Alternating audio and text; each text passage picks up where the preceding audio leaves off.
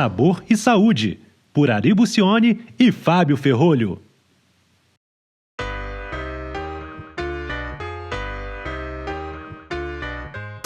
Bom dia, boa tarde, boa noite a todo mundo, que bom estar aqui, mais uma semana, vamos adiante, Ari, vamos adiante. É isso aí, Fábio, vamos nessa. Capítulo 37, esse episódio 37, Uau! salvo engano, vamos lá. Você está falando a verdade mesmo? Está falando a verdade? Opa!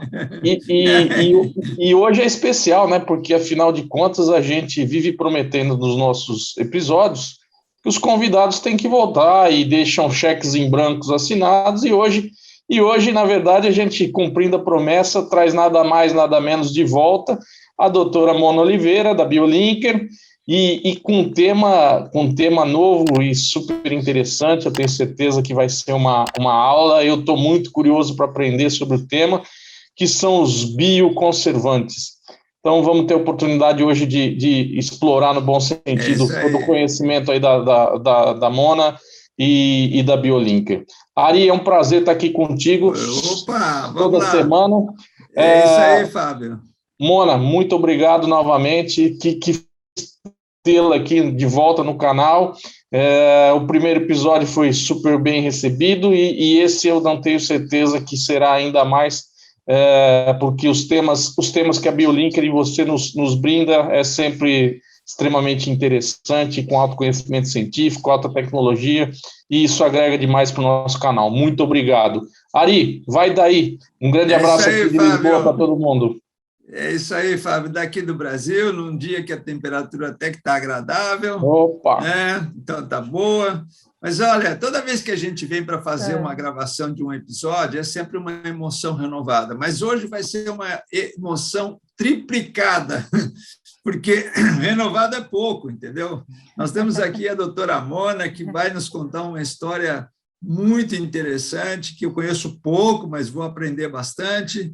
E a gente vai ter realmente uma expectativa e uma vontade realmente de fazer mais episódios. Então, a doutora Mona, no final da outra entrevista, se vocês lembram, ela assinou um cheque em branco, né? Nós já preparamos outro para ela. Tá bom? Porque eu sei que esse episódio não vai ser suficiente. Doutora Mona, muito obrigado pela sua presença, muito obrigado pela sua represença, né? E nós ficamos super contentes e vamos realmente... A gente vai pedir para você se apresentar outra vez, né?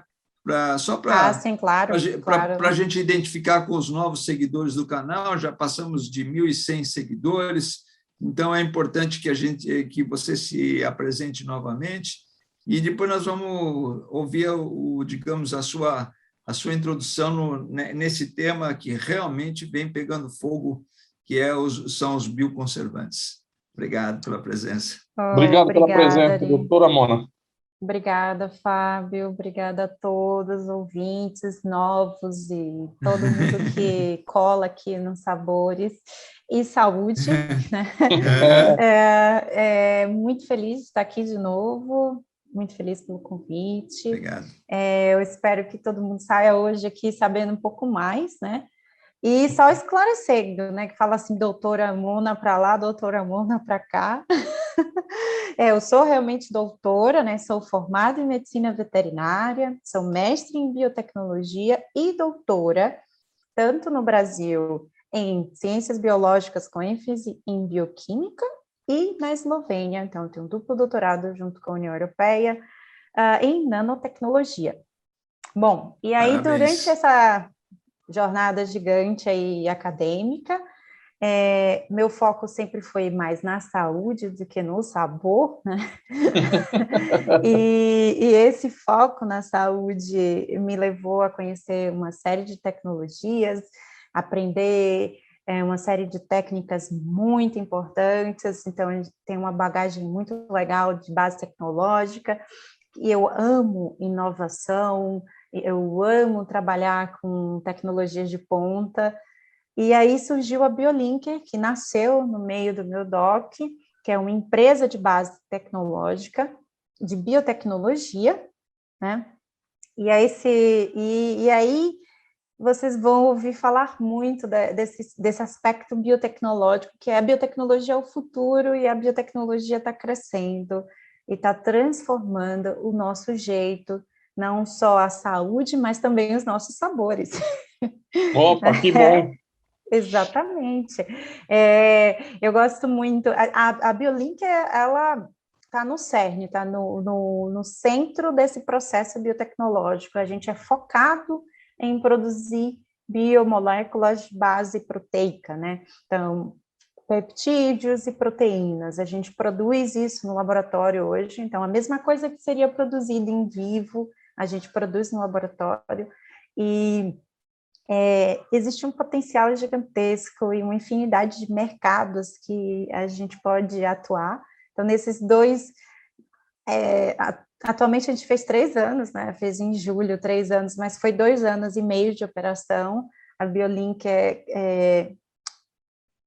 explorou bastante, assim, tentou conhecer o máximo de players, de investidores, de empresas que poderiam usar a nossa tecnologia, que a gente tem uma plataforma de bioprocessos. Então, a gente consegue acelerar até 100 vezes o bioprocesso. E somos o único da América Latina a conseguir fazer isso. E dentro disso, e aí vem alguns pontos, a gente consegue criar qualquer tipo de proteína no nosso laboratório. E aí foi muito interessante que essa parte de bioconservantes foi uma busca externa que bateu na nossa porta. Então, eu só queria, só para completar, esclarecer que eu não sou especialista em bioconservantes. Então, eu vou estar aqui, eu sou especialista em biomoléculas, em falar esse bioprocesso, e eu vou contar um pouco para vocês o quão importante foi isso e o quanto eu aprendi, tá? E eu acho que eu tenho certeza que o Ari aqui sabe muito mais, ele é dentro da área de alimentos, vai complementar perfeitamente toda a nossa conversa. Pode falar, Fábio. Não, então, desculpa te interromper, mas eu achei que você já ia começar a falar dos bioconservantes, e assim, só para lembrar que somos leigos, né, na maioria dos casos, pelo menos no meu caso, em bioconservantes, então eu ia pedir para você começar a dar uma aula realmente, né, o que são os bioconservantes, enfim, e qual o potencial de uso deles, puxando um pouco para o nosso lado, enfim, especificamente pensando na indústria de alimentos, a priori, né, ou de bebidas, enfim, não sei até onde podemos ir, para você traçar esse panorama inicial para nós aí, por favor. Exatamente, será muito bom ter uma introdução. Não, com certeza, eu acho que a primeira coisa, antes de chegar no conceito de bioconservantes, é o que são conservantes, né? Porque vem no início da base, você ter moléculas que vão, ou você ter compostos que vão conservar ou manter o tempo de vida ou o tempo de uso daquele produto, né? Então, para qualquer coisa, a gente tem nosso tempo de validade, né? O que a gente chama de, no inglês, é o shelf life, ou o tempo de prateleira, no português, e assim é determinada a validade desse produto. Então, existem algumas coisas com ação tanto antifúngica, antimicrobiana, que são de base inorgânica, como sais, o sal mesmo é um conservante, então você coloca, e é um dos conservantes mais antigos, né? A forma de salgar a carne é uma forma de conservar, porque aquele excesso de sal cria uma osmolaridade totalmente diferente que impossibilita crescer micro-organismos que deterioram a carne. Então, que existem bilhões de micro-organismos na atmosfera, no planeta, né? Tem mais micro-organismos do que gente, do que planta, metade do bioma são micro-organismos. Então, como conservar, como evitar que eles cresçam no alimento, na bebida, no produto. Eles têm micro-organismos que atuam, inclusive, em oxidando materiais, né? E é uma infinidade de processos de conservação. Aí, focado no processo de conservação de alimento, mais recentemente, tem se buscado conservantes que não são inorgânicos, ou seja, que não são químicos, mas sim que são biológicos, ou seja, que têm uma estrutura, ou que podem ser, ou que foram produzidos ou via plantas, ou uma rota biológica, né, que no caso a gente faz no laboratório usando micro-organismos, né, então o micro-organismo produz esse bioconservante, e a gente obtém esse bioconservante, por exemplo, e pode usar no alimento, ou a gente ainda consegue fazer isso in vitro, por uma rota enzimática, em vez de fazer isso quimicamente. Quais são as vantagens disso? Isso é biodegradável, né? Muito mais digestível e muito menos tóxico para o consumidor. Então, tudo isso foi recentemente levantado, a importância da bioconservação, porque o excesso de conservantes inorgânicos ou químicos estavam causando problemas à saúde humana. E aí... Mona, nesse caso, se me permite, eu vou fazer um comentário, na verdade não é um comentário, é uma pergunta, né? Porque cabe justamente na ala sabor, né? Sabemos nós que os conservantes têm uma atuação não muito interessante em termos de sabor, né? Dependendo da formulação. Eles interferem, enfim, e tem que se tomar um certo cuidado. Ok. Podemos dizer que os bioconservantes eliminam esse problema ou ainda é precipitado, Mona? Eu diria que ainda é precipitado dizer que eliminaria completamente esse problema. Sim. Porque, assim, esse ramo e aí entra o ramo que eu trabalho, de você criar biomoléculas, criar compostos biológicos, mesmo que eles sejam biodegradáveis, mais fáceis de digerir, não necessariamente quer dizer que eles vão impedir de atuar em alguns receptores de sabores, ou gerar sabor doce, ou gerar sabor amargo. Então, isso ainda, essas questões organolépticas, né, que chama de verificar o sabor, ainda é um ponto a ser considerado, sim. Não é porque foi uma planta que produziu que não vai ter um sabor amargo, pode gerar, sim. O fato dele ser um bio não significa necessariamente que ele vai ser neutro em termos de sabor ainda. Não. Ou seja, quer dizer, é precipitado afirmar qualquer coisa. Bacana, exatamente, interessante. Né? Bom, a mas gente eu vê também... o chá, né? Quando você toma chá, por exemplo, enfim, milhões de sabores que você consegue obter de compostos biológicos, né? Tá. Não, mas eu acho que, não, também falando sem conhecimento de causa, mas os bioconservadores, eles sempre trazem essa questão que o Fábio levantou, que eles são meio impactantes em termos de alteração de sabor, né? Agora, sem sombra de dúvida, existe ainda a necessidade de pesquisar mais, isso sempre é uma realidade, né?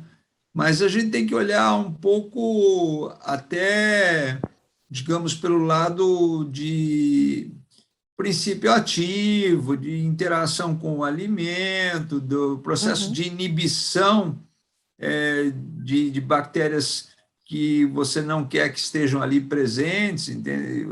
Fungos, leveduras, né?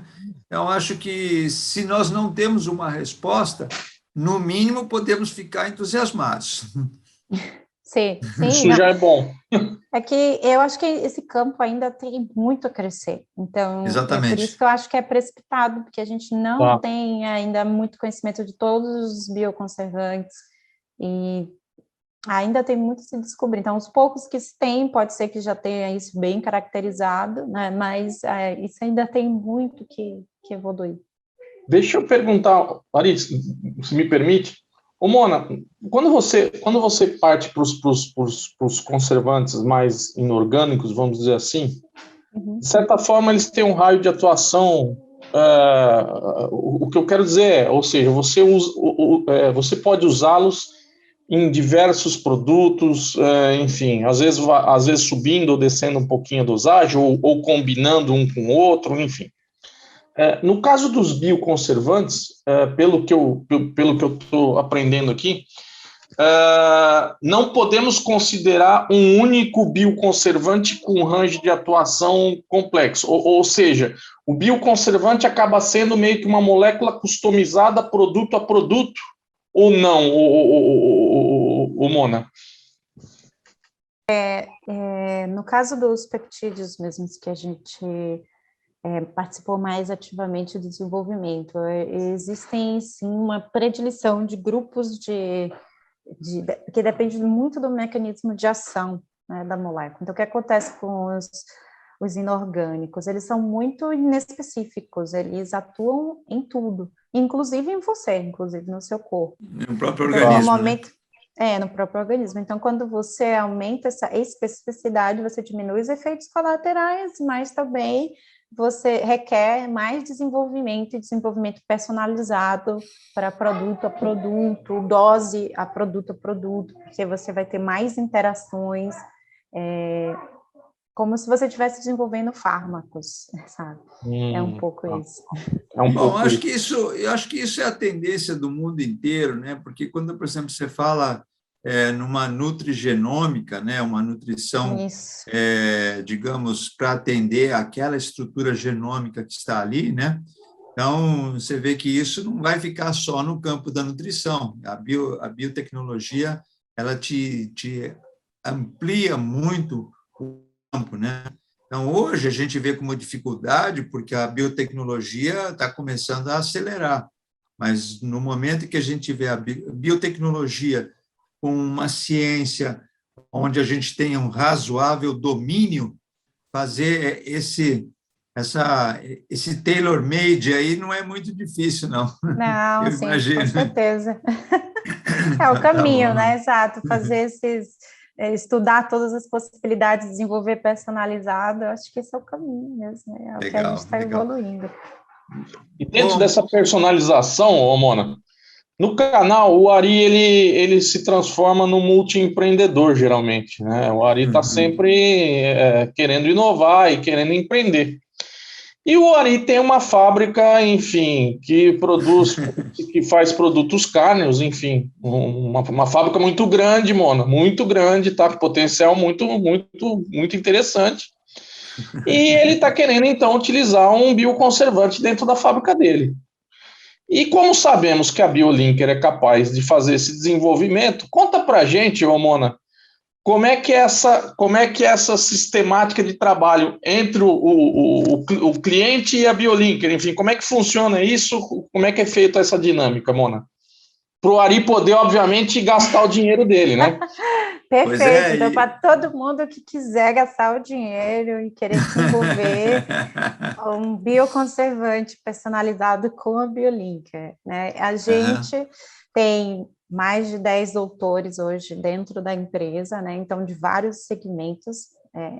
O nosso corpo é mais químico, né? Então, inclusive, todo mundo veio do doutorado do Instituto de Química e do departamento de bioquímica, ou seja, mesmo biológicos, você estuda a química dos biológicos, né? Claro. Então, a gente veio do departamento de bioquímica e a gente senta, a primeira coisa que a gente vai fazer é uma reunião, que a gente chama isso de serviço e produção sobre demanda e pesquisa e desenvolvimento, e a gente desenha esse projeto baseado no modelo. Hoje a gente tem um grupo de peptídeos que já no passado a empresa caracterizou que tem uma ação a vários tipos de micro-organismos já, e inclusive até fungos, né? Então, que é bem complexo. Então, esse composto, a gente faz um teste na formulação do produto do cliente, então a gente desenha essa avaliação.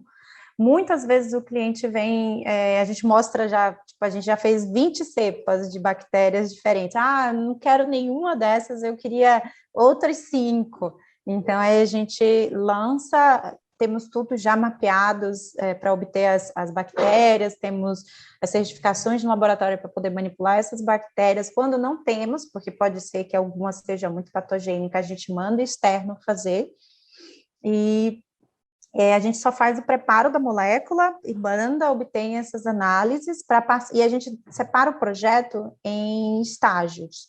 Então, é muito comum para essas grandes empresas ter estágios de desenvolvimento com os grandes KPIs, né, que eles determinam como, se chegou nesse ponto que é desejável, então a gente vai passar para a fase 2, tá? A gente passa para a segunda fase, terceira fase, né? A gente chegou, e aí tem uma etapa, pode passar por várias etapas até a planta industrial, e a gente acabou de fechar uma etapa de toxicidade das moléculas, né, com animais, então não tem risco nenhum, os animais cresceram muito bem, inclusive. Né? Inclusive os que tinham problemas se curaram, e a gente já está começando a pensar em possibilidades alternativas dessas moléculas. Mas a gente hoje consegue trazer uma solução completa para essas indústrias que normalmente não sabem fazer esses passos, ou isso é muito separado, você vai fazer um pedacinho ali, um pedacinho aqui, não, a gente consegue condensar, porque isso também acelera o desenvolvimento, a gente já tem tudo isso mapeado e consegue fazer um desenvolvimento em conjunto com o cliente. Então, isso tem funcionado muito bem, muito mesmo para indústrias mais do ramo da saúde do que no de alimentos, então a gente tem esse case com a área de alimentos, são poucos, né? Mas a gente tem desenvolvido muito nosso portfólio mais para a área de saúde e de pesquisa, porque a gente acaba mais confortável aqui, né? Mas são super bem-vindos todos os grandes produtores de carne, cosmético, alimento, bebidas, que queiram fazer bioconservantes exclusivos para sua linha de produção.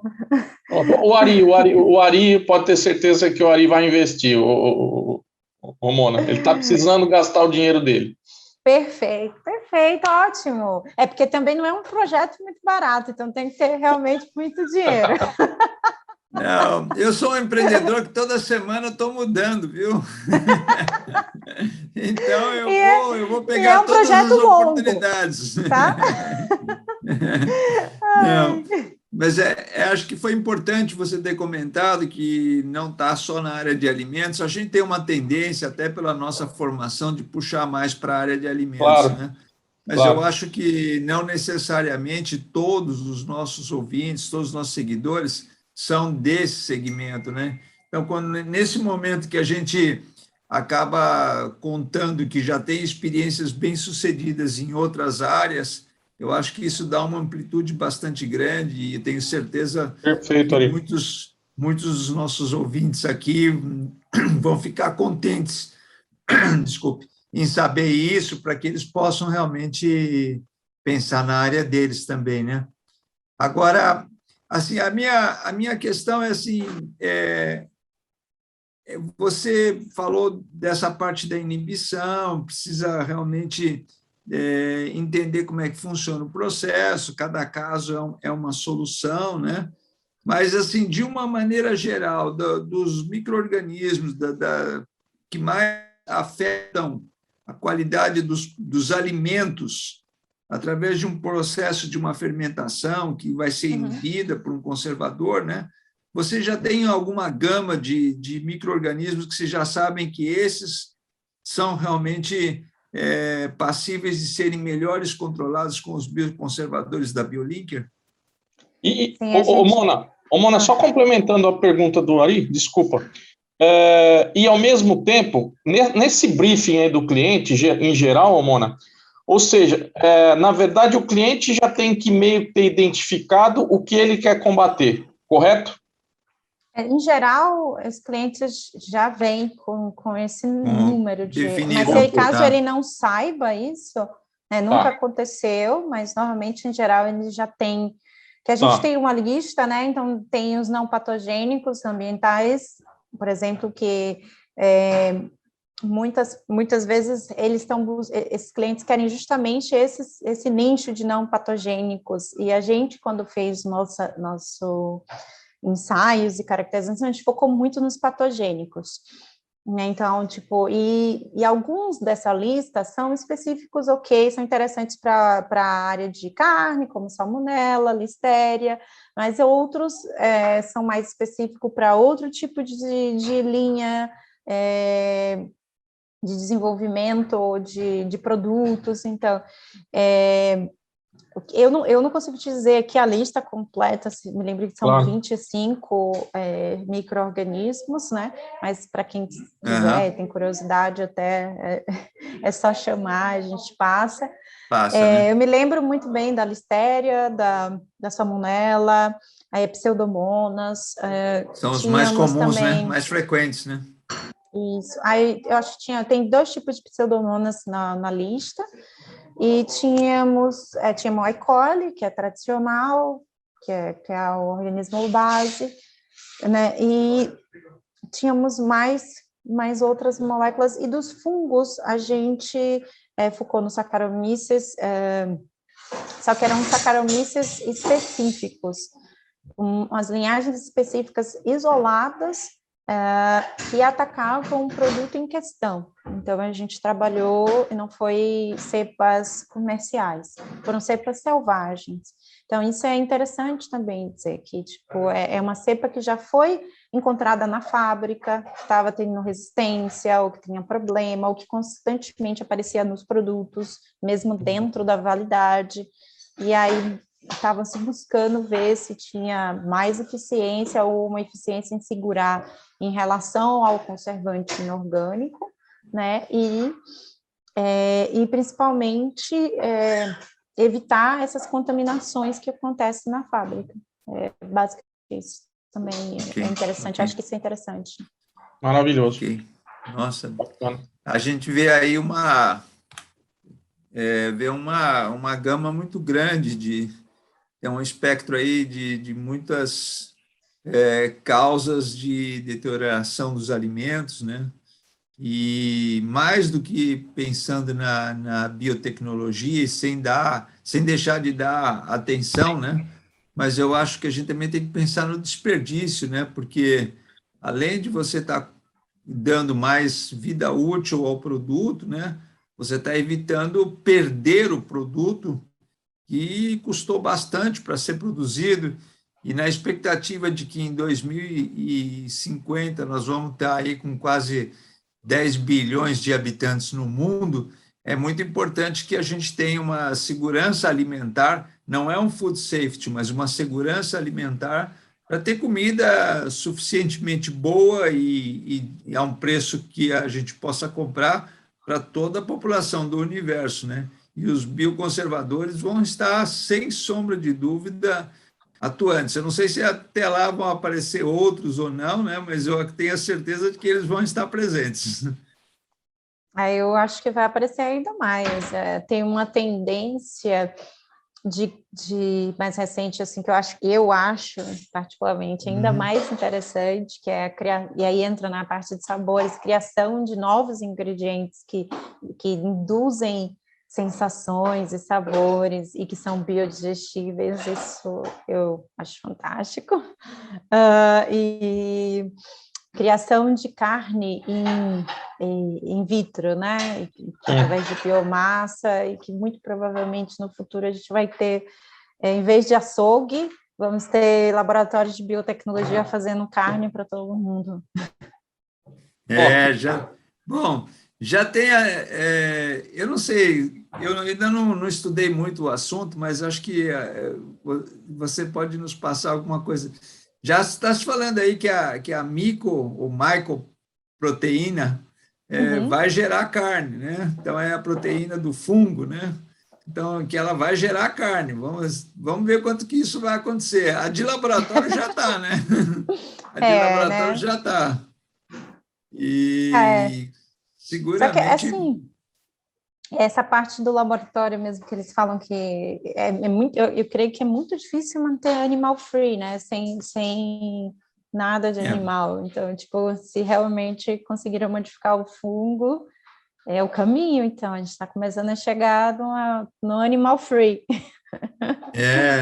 Nós estamos construindo o relatório de tendências em alimentação saudável para 2022, e a gente já tem uma puxada aí nas micoproteínas aí como uma perspectiva de futuro, já que a de laboratório, até o MAPA já está estudando, já está querendo legislar, né? Então, a gente tem que estar atualizado, e eu acho que a BioLinker tem, na área de alimentos, claro, eu sei que vocês têm outros mercados, né? Talvez o mercado de alimentos não seja tão potencial quanto é um de cosméticos, como a área farmacêutica, né? Que são negócios de valor agregado muito maior, mas eu acho que a área de alimentos vai ter uma demanda muito grande daqui para frente. Acho que você tocou num ponto muito interessante. O que é que acontece? A gente é uma empresa pequena, nascente, de inovação, e a maior parte dos nossos esforços, a gente não é uma empresa completamente investida pelos sócios, então não temos nenhum investidor privado, e todo o capital que a gente conseguiu foi para o desenvolvimento do nosso laboratório hoje, que é um laboratório de ponta, para continuar fazendo os desenvolvimentos, e também é todo revertido dentro da equipe, né? Então, a gente opera nesse processo. Aí, o que acontece? Os nossos produtos, a nossa capacidade produtiva, por exemplo, é uma capacidade, e os produtos que a gente desenvolve sempre são focados nessa questão de ter uma escala com valor agregado muito alta, né? Então, assim...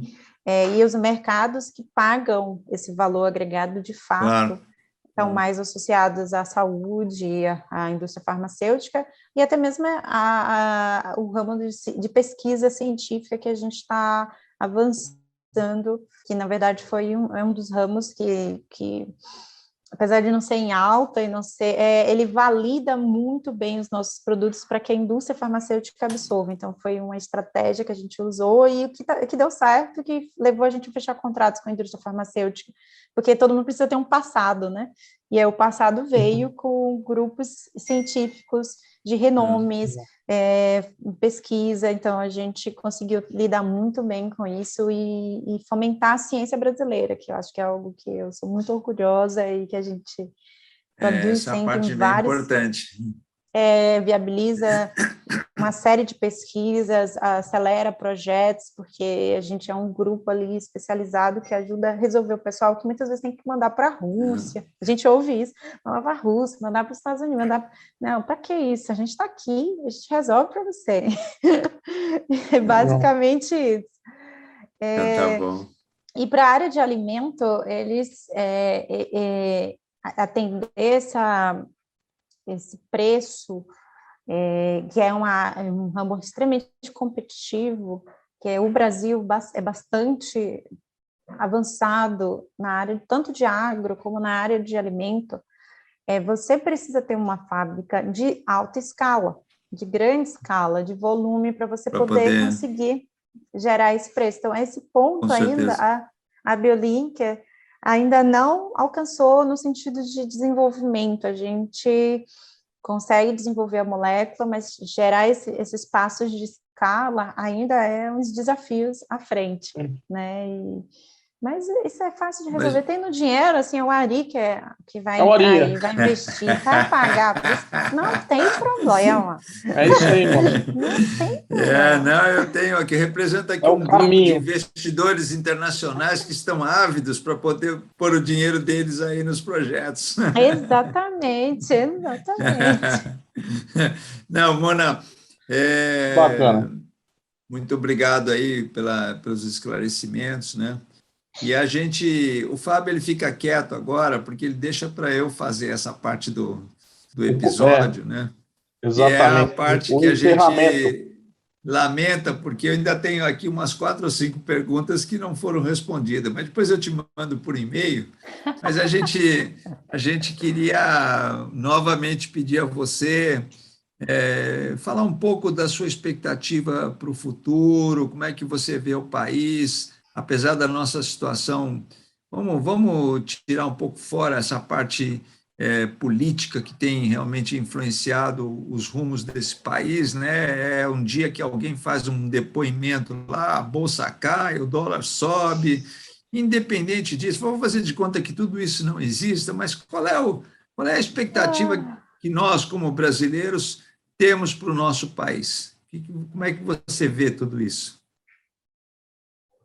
Bom, então, é complexo, sim, essa pergunta para separar de política, né?